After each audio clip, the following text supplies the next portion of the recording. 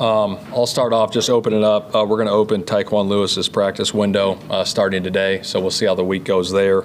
Also, we're going to walk through today, just late in the season. Want to make sure these guys are fresh. Did it last week. We're going to do it again today, but we will practice Thursday, Friday like normal. And then Bernard Raymond, obviously it's a walkthrough day today, but he wouldn't participate today, but we'll see how the week progresses with him. Yeah, he would not, but we'll see how the week goes. Juju Brents close at all?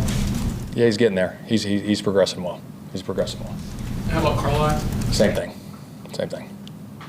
What would be takeaways from watching Detroit on film? Very explosive, all three phases. Their offense is obviously elite right now. I mean, they're scoring 33 points a game. Quarterback's playing at a high level. The two wideouts are legit. The two backs are legit. The offensive line's legit.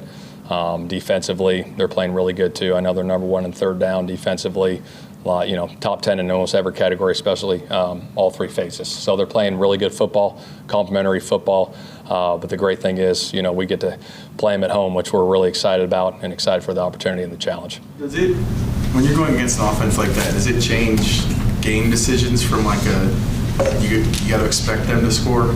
Yeah, we got to take everything into account. I don't want to go into the world that, hey, they're going to go out there and score all these points, because you never know how the game's going to play out. So we'll see how the game plays out early, and we'll go from there. When you face a team like this, is it more important even to sustain things on offense, so maybe you limit their chances? 100%. I think we got to do a great job of maintaining the ball during this game to, like you said, limit their chances, because they are explosive, and they've been doing it at a high level all year.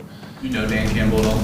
I know him. I've had conversations with him. Don't know him super well, but I got a lot of respect for what he's doing and what he's built there for sure. What stands out on film? Just the way they play. I mean, they're tough on all three phases. It shows. It definitely shows. All those guys are flying around making plays.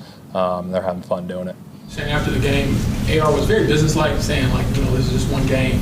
I'm sure you have the same mindset, but what's the desired level to just go out there and do it again? You maybe call great this league going. There's no question. You want to do it every week. I mean, that's the goal, to go win every week, put in the work every week, prepare the right way, so you can have success on Sundays.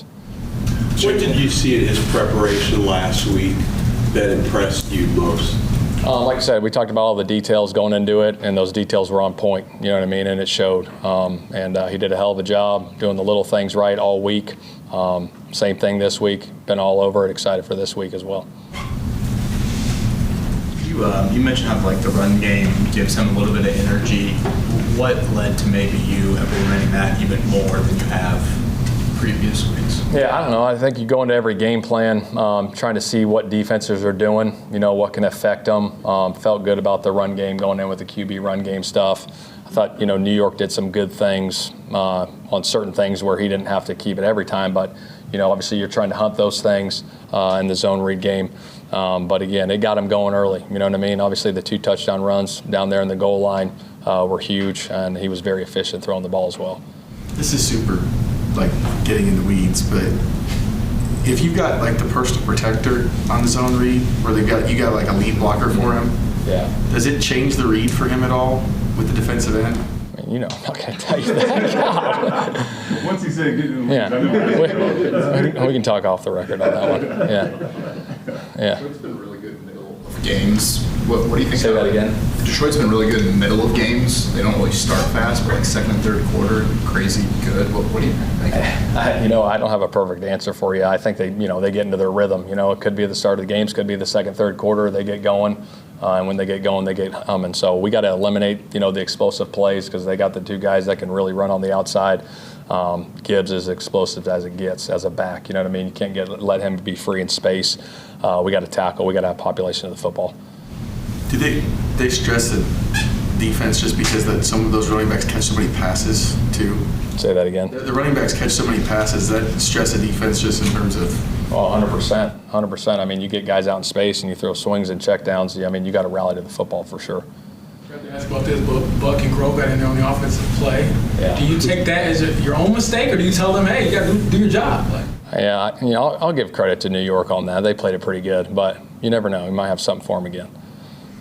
And as you look at the film and what you saw from AR, how encouraged are you from what you saw on tape and then moving forward here with this team? Very encouraged, very encouraged. I think, when you go through a 3-game stretch like we had, and you go on the road and get a win and win it in the 2-minute drive, you know, you get some momentum, the confidence, and obviously coming back at home, we got to continue that momentum and carry that confidence into this week, and you know, we're looking forward to it. And when you meet with them like on Monday, I mean, how helpful is it now to have a game to say like, you know, the process led to this, to show the success he's had and how that's paying off? Yeah, I think it's huge. Anytime you put in the work and you go have this success like you did, are you going to have that success every single week? No, it's the National Football League, but you put in the work, and no matter what happens on Sunday, you can say you did everything you could possibly, you know, during the week to get ready to go play on Sunday. How much do you think a guy can change in 2 or 3 weeks? I mean, we talked about his mindset, his preparation. Is it done, or is he still changing? No, he's still growing. He's definitely still growing, but we've seen great strides, like I said last week. I mean, and it showed. I mean, the preparation he did last week and what he's doing right now, it's huge. I think it's going to pay huge dividends in the long run. Shane, do you think in some ways you did Anthony a favor? Because after the game the other day, he said that he was low-key appreciative that you benched him. Do you think you helped his career along the way here? I wouldn't say that. I think there's tough decisions that have to be made in this business sometimes, and that was the decision that was made, and I'm thankful that he's back out there and ready to roll. All the details of the preparation. Do you see that sometimes now with his reads, and did you see that on Sunday? Yeah, I think he was decisive throwing the football. You know what I mean? The accuracy showed up. He was calm in the pocket. He didn't seem sped up. You know what I mean? You know, the offensive line protection was great. Some of those passes he threw were big-time throws, so we got to continue that. Talk about the line. I mean, you got 3 rookies out there last week, Mac Gonzalez. How much credit does Tony deserve for just making it work? A ton. He's done a phenomenal job. I've said this before. He coaches all the guys the same. Whether they're undrafted, rookie, 7-year vet, he coaches them all the same because you never know in this business, you know, next man up, and, you know, excited for those 3 guys, what they're doing, and their opportunity they get every week. Whenever there's pressure, it looks like Anthony keeps his eyes downfield pretty well. Oh, yeah. Is that something you guys can teach, or is that just kind of innate? I think that's a natural deal. You know what I mean? Sometimes you got to teach that thing, but some guys have that natural feeling, and he does a good job keeping his eyes down the field, trying to find the open receivers, and then when it's not there, he does a great job of creating too with his legs. So it's good.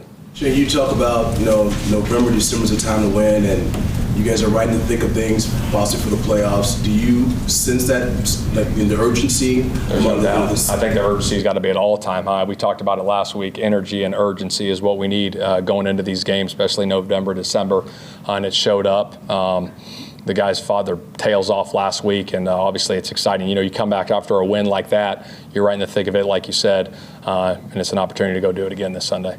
Off of Steven's question about Anthony and his legs, does it surprise you he doesn't scramble more, just given that trait? I think it depends, you know, on the rush lanes, you know, where they're at. You know, sometimes if you got a rush lane to go through, you're going to go take it, you know, and if you don't, you got to create a different way, and that's possibly throwing the football. You know, some of those things are natural. It's kind of organic the way it happens sometimes. Well, he sat out. How much did you evaluate the way, like, you used him? Like, next time he gets back in here, I might try this with him. Like, how much did you reflect on how you use it? Yeah, 100%. You reflect on a lot of things over those 2 weeks, you know, him, myself, everyone, the staff, and we went from there. So every week's a new week, and obviously we're trying to put our guys in the best position, especially it starts with the quarterback, you know, making sure he has success, so our team has success. Give you any pause? Does it give you any pause when Anthony, you know, lowers that shoulder and uses that to get into the end zone? Or are you able to just kind of put that aside and let him go play? Well, I think in those situations, we always talk about got to have it situations, especially on the goal line right there. I mean, obviously you got to be physical at the goal line to go score, and he did that. And I think that kind of set the tone a little bit early in the game with the first one, you know what I mean, the whole team. And then obviously the next one, you know, running the dude over there too, showing his physicality down on the goal line was huge. Shane, you've had 5 games in a row, I believe, with at least 2 sacks. What's been working with the pass rush, and how important is that to get to Jared, knowing how accurate he can be? Yeah, I mean, that's one of the things, right? You got to affect the quarterback. I mean, he's completing 73% right now, you know, playing one of the best, obviously, in the league, what he's doing. So, yeah, we got to generate pressure on him, and I think it's a credit to our D-line, the way they work, Charlie, Raish, putting in the work with those guys every single week to get those guys ready with the rush plan.